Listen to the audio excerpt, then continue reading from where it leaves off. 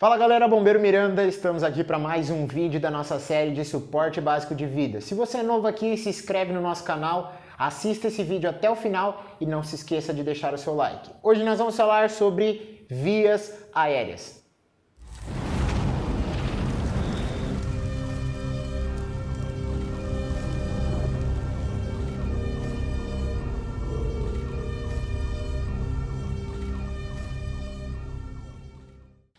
Pessoal, quando nós falamos de vias aéreas, nós temos que entender em primeira instância que existem vias aéreas superiores e vias aéreas inferiores. Vias aéreas inferiores são os pulmões, órgãos que estão escondidos, não estão tão visíveis. Quando nós falamos de vias aéreas superiores, nós falamos principalmente de cavidade nasal e as nossas narinas. Narinas são bem mais visíveis, nós conseguimos ver. Cavidade nasal é a tubulação, né? Vamos entender assim, um termo simplório, né? O circuito onde entra o nosso ar e passa até chegar na traqueia e descer até os pulmões, certo?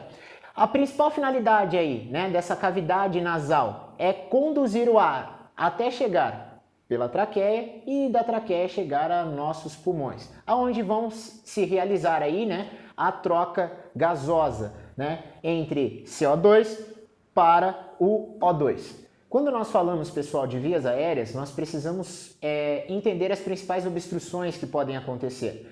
As vias aéreas aí, elas podem ser obstruídas, lembrando que por alimentos, e podem ser obstruídas também principalmente por secreção. Como nós estamos focando muito mais hoje nessa aula, falando de cavidade nasal, uma das principais obstruções acontece quando você está resfriado, vindo, né, proveniente aí de uma secreção que obstrui a sua região nasal, a sua cavidade nasal, e você tem a dificuldade de respirar. Nessa instância, através dessa secreção, são meios utilizados aí para desobstruir, né, como soro fisiológico, entre outros aí que são utilizados para fazer essa desobstrução. Outra situação que acontece, né, no caso nosso aqui de suporte básico de vida, todos os traumas que são provenientes aí, traumas faciais, né, acontece a seguinte situação, de quebrar alguma região aqui do seu crânio que faça essa obstrução. E aí o quadro clínico dessa vítima acaba se transformando em um agravante. Por quê? Não é de fácil desobstrução. Não são simples as manobras para desobstruir no caso de uma fratura, né, nessa região aqui da nossa cavidade nasal. Então, as situações começam a ficar um pouquinho mais agravantes. Detalhes que vocês vão fazer nesse atendimento, né, você vai ver lá na frente. Vamos tratar aqui hoje, né, em vias aéreas, referente à parte de OVACI, obstrução de vias aéreas por corpo estranho. Quando nós falamos de OVACI, obstrução de vias aéreas de corpo estranho, nós estamos falando todo e qualquer tipo de objeto estranho que possa impedir a passagem do ar nas nossas vias aéreas. Seja um alimento, seja um objeto, né, um aparelho. Exemplo, tem pessoas que têm aqueles aparelhos móveis e em qualquer instância pode esse aparelho se soltar, né, dos seus dentes, né, da região da sua boca e no momento de você estar engolindo acabar obstruindo, parando na sua garganta.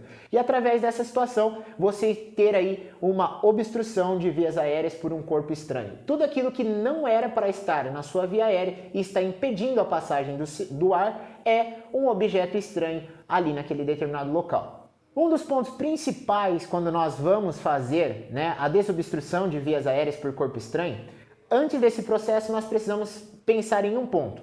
Sempre aliviar as vias aéreas. Existem dois pontos fundamentais: desobstrução de vias aéreas e alívio de vias aéreas. Quando que nós utilizamos o alívio, Matheus? O alívio é em toda situação de vítima que você chegar na ocorrência, você se deparou, você vai utilizar duas manobras simples. Para vítimas que sofreram trauma, você vai utilizar a manobra de jaw thrust. Matheus, como que eu treino essa manobra? Você pode mesmo com as suas mãos, precisa de uma vítima? Não, você mesmo pode ser a sua vítima e agora. O que você vai utilizar? Suas duas mãos. Você vai levar as suas mãos na região aqui, ó, da sua mandíbula e vai colocar todos os seus dedos aqui, ó, debaixo da sua mandíbula. Quando você colocar, vão sobrar os seus dedos polegares e você vai fazer este movimento. Inclino a cabeça um pouquinho para cima e vou abrir a minha mandíbula. Quando você realizar essa manobra, você está treinando a manobra de jaw thrust. Lembrando sempre de estabilizar, né, as suas mãos aqui, a palma das suas mãos sempre estabilizando essa região aqui, essa lateral da face, né? Visando que é uma manobra para se utilizar em vítimas de trauma, que essa sua vítima pode ter sofrido uma lesão na região da cervical. E essa manobra é utilizada para esses fins, para estabilização e alívio de vias aéreas. Outra situação importante que a gente também pode encontrar são vítimas que não são vítimas de trauma, né? Exemplo, a pessoa desmaiou em um sofá, ela estava já no chão, estava passando mal e veio e se apoiou aí no chão e acabou não sofrendo um trauma. Nós podemos utilizar a manobra de chin lift, que nós costumamos chamar. Essa chin lift, ela é uma manobra onde você vai colocar uma das suas mãos, de preferência que não seja a sua mão principal aí de operação, você vai elevar na mão da testa da sua vítima e com a outra mão, com a ponta dos dedos ou com a mão aberta, você vai elevar o queixo da sua vítima.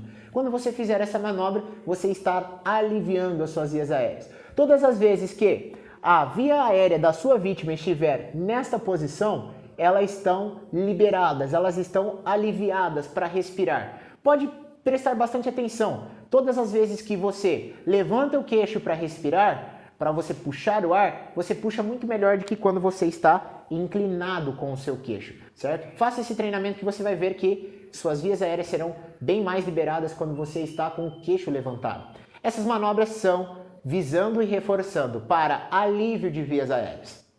Pessoal, outro ponto importante referente ao VASS, vamos entender um pouquinho como que a gente faz para uma desobstrução de vias aéreas. Entendemos o alívio, vamos para a desobstrução. Um corpo estranho na nossa via aérea. Pode ser um objeto na narina, pode ser um objeto exclusivamente aqui na região da sua garganta, que pode estar obstruindo a passagem do ar. E como, Matheus, nós utilizamos aí? Quais são as manobras? Você pode utilizar 3 manobras aí específicas para você fazer essa desobstrução. Primeira dessas manobras, antes de eu realizar essas manobras, eu já vou estar lembrando com a minha vítima com as vias aéreas liberadas, né? Com as minhas vias aéreas livres. E nesse exato momento eu vou verificar aqui na região da boca dela se existe algum objeto que seja visível, esteja próximo da garganta, esteja ali entalado na garganta dela. Se for possível, existe um ponto importante que a gente precisa ver, que é, a minha vítima está inconsciente, a minha vítima não está sofrendo um ataque epilético ou qualquer tipo de reação de choque, então eu vou fazer esse procedimento, que é nada mais nada menos que o pinçamento com uma pinça cirúrgica, que é um dos equipamentos aí dentro de uma maleta de primeiros socorros, e a outra é o pinçamento através do dedo, né? Você pode utilizar os seus 2 dedos, o dedo indicador e o dedo polegar, e levar até a boca da sua vítima. Lembrando que você vai estar com um equipamento de proteção individual, que é a luva, né? Então você vai fazer esse pinçamento. Consigo alcançar esse objeto? Tenta pinçar ele com o dedo e desobstruir essa via aérea. Quando você fizer essa desobstrução, parcialmente aí a sua vítima vai voltar à respiração normal, certo? Essa é a primeira técnica. Existem situações que você não vai conseguir fazer o pinçamento e você não vai conseguir retirar aquele objeto. Aí nós precisamos utilizar a segunda manobra, que é a manobra de Heimlich. A manobra de Heimlich a gente utiliza sempre em vítimas que estejam com objetos sólidos obstruindo as suas vias aéreas. Sempre aí na região da sua garganta. Objetos sólidos podem ser, lembrando, carnes, podem ser aparelhos, pode ser um dente talvez, que a vítima sofreu um trauma ali e caiu o dente na garganta dela. Observação, como que eu vou fazer essa manobra? Sempre você vai vir aqui ó, na região do externo, né? O externo aqui é o osso principal no meio do seu peito.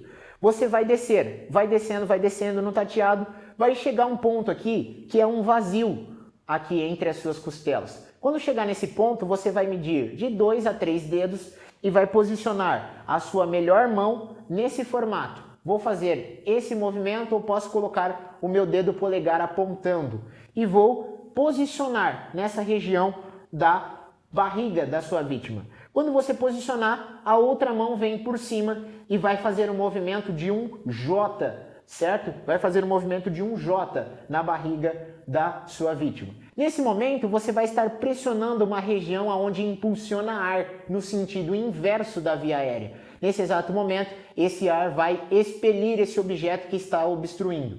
Mateus, existe um ciclo para se fazer? Você pode fazer 2 ciclos de 5, como você pode também fazer 3 ciclos de 5 movimentos desses. Todo o intervalo de cada ciclo, você vai fazer a avaliação para ver se essa vítima desengasgou, se desobstruiu o objeto ou não. Mateus, quais são os indícios de que a minha vítima está desobstruída? Ela vai voltar a falar, ela vai ter uma boa respiração novamente, não vai ter uma respiração falha, os sinais aí talvez de dispneia vão desaparecer. Esse é o ponto e o sinal de que a sua vítima está desobstruída. Mateus, e se eu fiz os 2 ou 3 ciclos de 5 movimentos aí da manobra e a minha vítima não voltar? Você vai fazer o seguinte, você vai deitar a sua vítima ao solo, vai fazer novamente a liberação dessa via aérea dela, né, segundo as manobras aí que a gente já aprendeu anteriormente, e vai fazer a ventilação manual. Como itens principais nós temos para ventilação manual o BVM, né, ou a bolsa válvula máscara, algumas pessoas costumam chamar pelo nome do fabricante, que é Ambu. Você vai posicionar esta máscara nas vias aéreas, né, da sua vítima. Posicionei e vou ventilar. Fiz a ventilação desta vítima. Todas as vezes que você fizer esta ventilação, a sua vítima vai estar aí de forma sendo suprida o ar nas vias aéreas dela. Outro ponto importante, se você for um socorrista, se você for um bombeiro e tiver apoio de um cilindro de oxigênio, você pode fazer a implantação do oxigênio como ofertamento de ar. Nós temos também outra máscara que é chamada de Pocket Mask, para substituir o ofertamento de ar que era feito com a manobra do famoso boca a boca, certo? Outra manobra para a gente realizar desobstrução de vias aéreas por corpo estranho é a manobra de tapotagem. A manobra de tapotagem é nada mais nada menos que um posicionamento. Você vai posicionar a sua vítima sempre inclinada com o tronco para frente em uma posição aí que seja confortável para ela.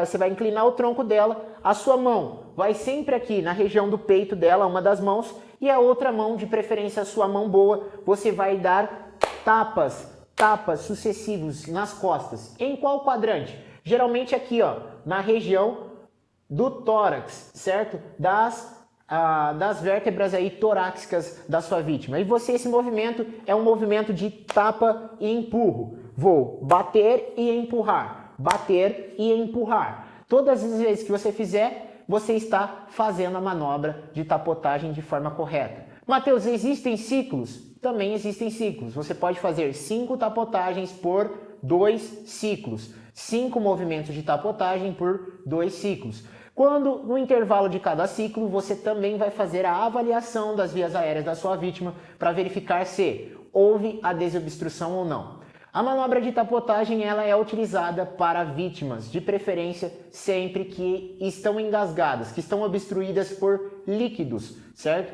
É a manobra mais recomendada para líquidos. A manobra de Heimlich é mais recomendada para objetos sólidos na obstrução.